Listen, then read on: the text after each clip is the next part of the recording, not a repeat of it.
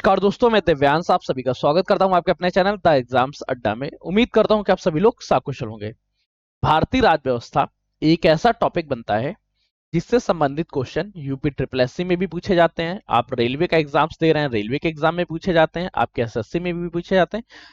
मतलब अभी तक भारत में जितने भी कॉम्पिटेटिव एग्जाम्स होते हैं, हर एक कॉम्पिटेटिव एग्जाम्स में अगर जीके जीएस टॉपिक आ रहा है तो उसमें इंडियन पॉलिटी या भारतीय राज्य व्यवस्था का आना मस्ट है।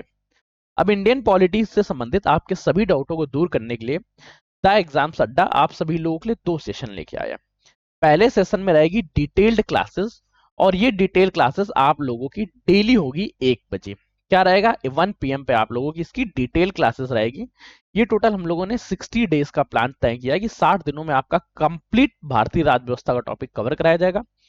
1 बजे के बाद एक जीके जीएस का प्रैक्टिस सेट्स होगा रात 10 बजे, जिसमें आप सभी लोगों का जो प्रैक्टिस हो रही होगी उसी में क्वेश्चंस कराए जाएंगे इंडियन पॉलिटिक भी, क्योंकि इंडियन पॉलिटिक का अलग से आपको क्वेश्चंस नहीं पूछे जाते।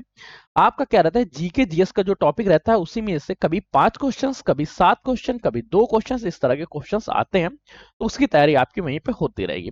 तो चलिए आज के सेशन को स्टार्ट करते हैं बिना समय को व्यतीत करें। आज के बाद मिलेंगे कल 15 तारीख को 1 बजे, जहां पे हम लोग चर्चा करेंगे पहले टॉपिक्स के बारे में। आज सिलेबस के अंतर्गत आपको ये देखने को मिलेगा कि किस क्रम में द एग्जाम्स अड्डा आपको क्लासेस कराएगा और किस क्रम में आपको इसकी तैयारी करनी है। तो चलिए सेशन को स्टार्ट करते हैं और देखते हैं भारतीय राज्य व्यवस्था हमारे सिलेक्शन के क्रम में किस तरह से सहयोग देगा और किस तरह से हम लोग सफलता के मार्ग पे आगे बढ़ेंगे। तो चलिए सेशन को देखते हैं। सबसे पहले हम लोग चर्चा करेंगे कंपनी के प्रशासन के आधार पे कि कंपनी का प्रशासन किस प्रकार से चला, किस प्रकार से भारत में, जैसे जो भारत का प्रशासन था। देखिए, सबसे पहले अंग्रेजी हुकूमत जो भारत पे प्रशासन करने नहीं आई थी, ये केवल और केवल भारत में व्यापार करने आई थी। एक व्यापार करने वाली कंपनी कैसे व्यापार से प्रशासन करने रहती है, वो क्रम को चर्चा करें ताकि हम लोग इतिहास के क्लास में। पर आज के सेशन में कंपनी का इतिहास कि किस आधार पे कंपनी ने भारत पर शासन किया, उसके बाद किस प्रकार से क्राउन जो ब्रिटिश एम्पायर था उसके अंतर्गत भारत का शासन चलता है। कंपनी के आधार पर रेगुलेटिंग एक्ट क्या था, उसका संशोधन क्या हुआ, पिट्स इंडिया एक्ट क्या था, 1786 में क्या संशोधन हुए, चार्टर एक्ट किस तरह से आए, और इन चार्टर एक्ट में क्या क्या पॉइंट्स थे जिन्होंने भारत से कंपनी के प्रशासन को समाप्त करने का कार्य किया। और धीरे धीरे प्रशासन अंग्रेजी हुकूमत के अंतर्गत आता रहा, और जब अंग्रेजी हुकूमत या ब्रिटिश क्राउन के अंतर्गत आ गया, उससे लेके भारत के आजादी तक के क्रम में क्या क्या रूल्स हुए, किस तरह के अधिनियम आए, किस तरह के पॉइंट्स है, उन बारे में चर्चा करेंगे। फिर हम लोग चर्चा करेंगे भारत के मौलिक स्रोतों के बारे में, भारत के संविधान का जो प्रारूप तय हुआ, जो भारत का संविधान स्थापित हुआ, यह संविधान किस तरह से बना, इसमें कौन कौन से पॉइंट्स थे, उन सभी के बारे में चर्चा करेंगे। विकासात्मक स्रोतों के बारे में चर्चा करेंगे, भारत की समितियों के बारे में चर्चा करेंगे। फिर हम लोग चर्चा करेंगे भारतीय संविधान के प्रकार के बारे में, इस संविधान का क्या प्रकार है, इसके कार्य किस तरह से, ऐतिहासिक पृष्ठभूमि क्या है, इसका उद्देश्य क्या है, विशेषताएं क्या है, और क्या भारतीय संविधान संघात्मक है, एकात्मक है, एकात्मक कौन कौन से गुण है, संघात्मक कौन कौन से गुण है, तथा इसमें कौन कौन से पॉइंट्स हैं जो कमियां भी दिखाते हैं और जो बढ़ोतरी भी दिखाते हैं कि भारतीय संविधान जो है, जो इंडियन पॉलिटी है, जो भारतीय संविधान स्थापित किया गया, ये भारत के लिए सर्वोत्तम भी है तथा कुछ हद तक इसमें कमियां भी है, अत्यंत कठोर भी है तो अत्यंत लचीला भी है। तो इस तरह के किस तरह से इस बारे में चर्चा करेंगे। फिर भारत के राजनीतिक प्रणाली क्रम के बारे में चर्चा करेंगे, सरकार के प्रकार के बारे में, संसदीय शासन प्रणाली के बारे में, राष्ट्रपति शासन प्रणाली के बारे में, अर्धआदेशीय प्रणाली के बारे में। फिर चर्चा करेंगे ये जो पद तैयार होते हैं ये किस प्रकार से तैयार होते हैं, संविधान में बहुमत किस प्रकार से, क्या पूर्ण बहुमत किसे कहते हैं, प्रभावी बहुमत किसे कहते हैं, साधारण बहुमत किसे कहते हैं, विशेष बहुमत कैसे कहते हैं, और इनकी आवश्यकता अलग अलग स्थानों पर पड़ती है, वो किस तरह से पड़ती है।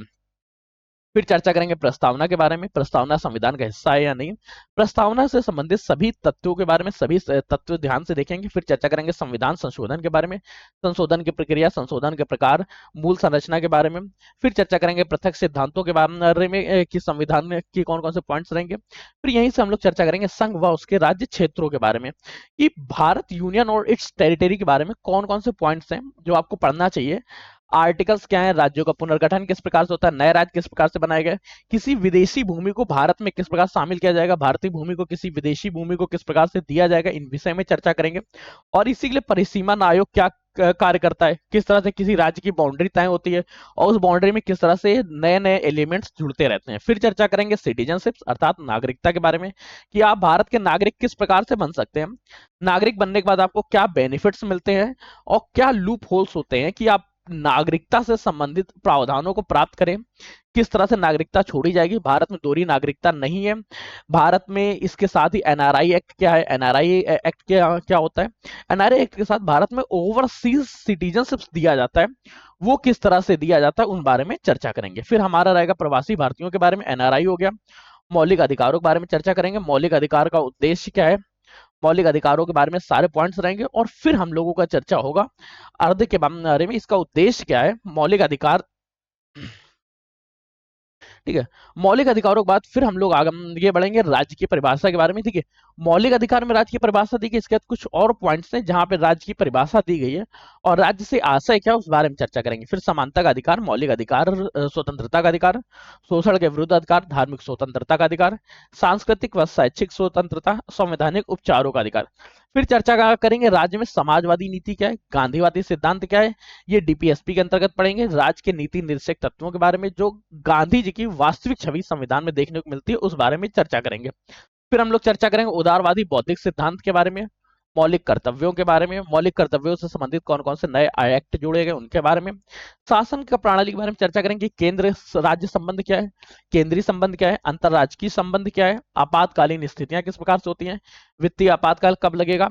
फिर चर्चा करेंगे अध्यक्ष के बारे में, अध्यक्ष मतलब हमारे यहाँ पर राष्ट्रपति का चुनाव किस प्रकार से होता है, राष्ट्रपति को सिलेक्शन किस प्रकार से, अभियोग के बारे में, राष्ट्रपति की शक्तियां क्या है, राष्ट्रपति की कार्यकारी शक्ति क्या है, विधायी शक्ति क्या है, वित्तीय शक्ति क्या है, अध्यादेश किस तरह से जारी किए जाते हैं और ये अध्यादेश कब जारी किए जाते हैं, कब तक वैलिड रहते हैं, न्यायिक शक्ति क्या है, सैन्य शक्ति क्या है, कूटनीतिक शक्ति क्या है, तथा आपातकाल के दौरान राष्ट्रपति को कौन कौन से विशेष पावर दिए जाते हैं और वो अपनी विशेष शक्तियों का प्रयोग किस आधार पर कर सकता है उस विषय में।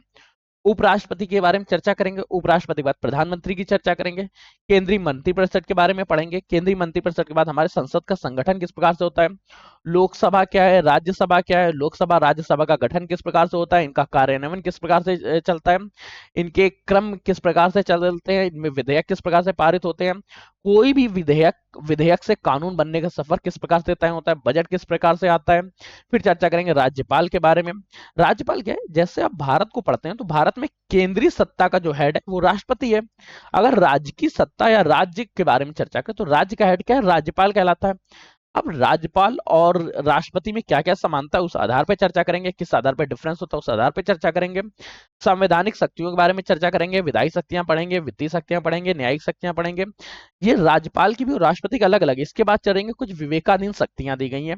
फिर मुख्यमंत्रियों के बारे में व मुख्यमंत्री परिषद के बारे में पढ़ रहा हूँ कि मुख्यमंत्री और मुख्यमंत्री परिषद में क्या क्या पॉइंट्स है। राज्य विधानमंडल को देखेंगे, विधान परिषद को देख रहे होंगे, स्थानीय सरकार में पंचायती राज व्यवस्था पढ़ेंगे, शहरी स्थानीय शासन के बारे में पढ़ेंगे, केंद्रीय शासित प्रदेशों के बारे में चर्चा करेंगे कि यूनियन टेरिटरी का निर्माण किस प्रकार से होता है, उनका प्रशासन किस प्रकार से चलता है, क्या क्या प्रावधान किए गए, कुछ विशेष दर्जे दिए गए उनमें क्या है।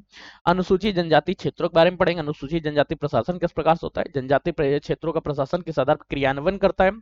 न्यायपालिका, भारत का जो न्यायपालिका है इसको पिरामिडी व्यवस्था बोलते हैं। अब पिरामिडी व्यवस्था के ऊपर शीर्ष न्यायालय या सर्वोच्च न्यायालय, उसके बाद अधीनस्थ राज्य में राजकीय न्यायालय है और इसके बाद इनके अधीनस्थ न्यायालय हैं। तो इस क्रम में पढ़ेंगे कि इनमें लोगों की नियुक्ति किस प्रकार से होती है, न्यायाधीश को हटाने की प्रक्रिया क्या है, न्यायाधीश बन कैसे सकते हैं, महाभियोग कैसे लगेगा, तदर्थ व सेवानिवृत्त न्यायाधीश के प्रकार से चिन्हित किए जाते हैं, सर्वोच्च न्यायालय का क्षेत्र अधिकार क्या है, न्यायिक स्वतंत्रता क्या है।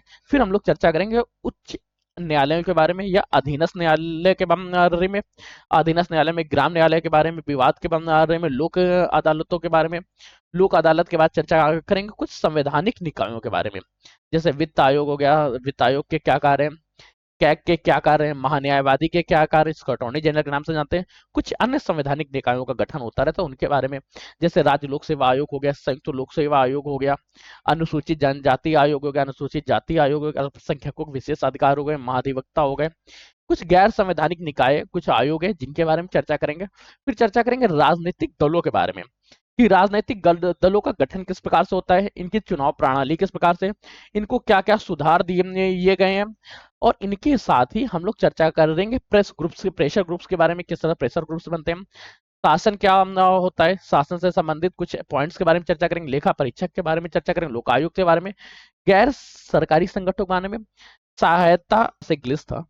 फिर हम लोग चर्चा करेंगे गैर सरकारी संगठनों के बारे में, इनके कार्यों के बारे में, इनका विकास किस प्रकार से होता है, सूक्ष्म वित्तीय संस्थाओं के बारे में, उनके विशेषताएं क्या है, किस प्रकार से किशोर न्याय व्यवस्था अधिनियम बनाया गया, सरगोशी विधेयक किस प्रकार से है, बाल श्रम क्या है, मातृत्व लाभ विधेयक क्या है, इस कुछ अलग अलग विधेयकों के बारे में चर्चा करेंगे। कल्याणकारी योजनाओं के बारे में पढ़ेंगे कि ये योजनाएं भारतीय संविधान में किस प्रकार से इफेक्ट करती हैं, साथ में ये भारतीय समाज को किस आधार पर इफेक्ट कर रही हैं। फिर हम लोग इसी क्लास में हमारी इस तरह की कंप्लीट क्लास चर्चा होगी, और कुछ योजनाएं जैसे डिजिटल लॉकर आपके लिए इंपॉर्टेंट है, डिजिटल इंडिया इंपॉर्टेंट है, ग्राम समाज इंपॉर्टेंट, ये सभी सभी योजनाएं आप लोगों के लिए बहुत महत्वपूर्ण होंगी। तो इस तरह की हमारा सेशन रहेगा। जैसा कि आप लोगों को दोबारा ध्यान दिला देते हैं कि इंडियन पॉलिटी की दो टाइमिंग है। एक रहेगा प्रैक्टिस बैच, जहां चर्चा होगी मल्टीपल चॉइस क्वेश्चन के बीच में, ये रहेगा 10 बजे जीके जीएस में, और उसके अंतर्गत आपको पूरी क्लास देखनी पड़ेगी। और जो डिटेल्ड बैच है, ये डिटेल बैच आप लोगों का डेली रहेगा 1 बजे। तो इन दोनों बैचों से जरूर जुड़िएगा। सेशन अच्छा लगे तो लाइक करिए, दोस्तों शेयर करिएगा, चैनल सब्सक्राइब कर लीजिएगा, क्योंकि आपका एक सब क्वेश्चन हमारे लिए मोटिवेशन का और आपका सिलेक्शन के प्रति एक नया कदम होता है। तब तक के लिए कीप स्टडी, कीप स्माइलिंग, पढ़ते रहिए, मुस्कुराते रहिए। पढ़ाई मुस्कुराहट एक साथ अच्छी लगती है, अकेले में दोनों ही अधूरे हैं। मिलते हैं नए सेशन में नई जानकारियों के साथ, तब तक के लिए धन्यवाद दोस्तों।